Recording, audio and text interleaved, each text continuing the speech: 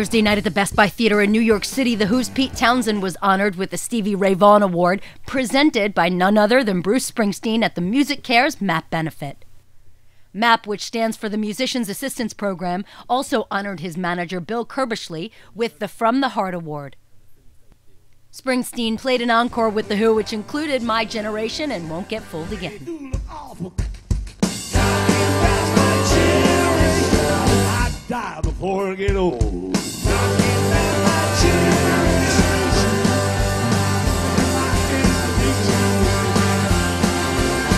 Why don't you all don't try to dig what we all say? Not trying to cause a big sensation, just talking about my generation.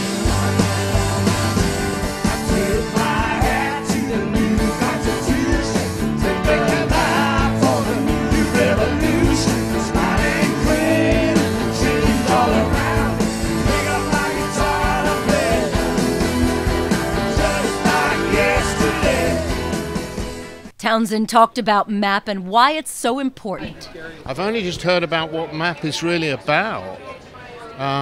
It's Buddy Arnold, isn't it, started it, and he's not a rock musician. He came from another area, and his passion was to help ordinary musicians rather than superstars.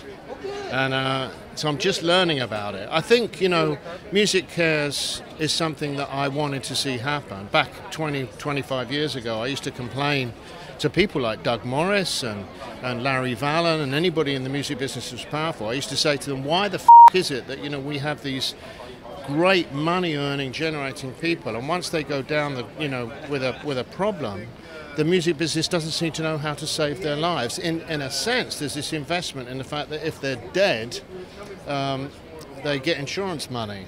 And they get insurance money in a whole variety of ways. The very fact that the industry now is in a place where it will help musicians and also celebrities, I think. We were just talking about Robin Williams and Seymour Hoffman, and how what was a shock there is that we knew with Hoffman that he had drug problems in the past, but nobody expected it to happen. In the rock industry, you see the train wreck coming. You know it's going to come, and yet we all sit and watch. And there's a bit there's a strange quality that we have as music lovers of kind of waiting for for some grunge artist to drop dead, Do you know what I mean? It's kind of inevitable.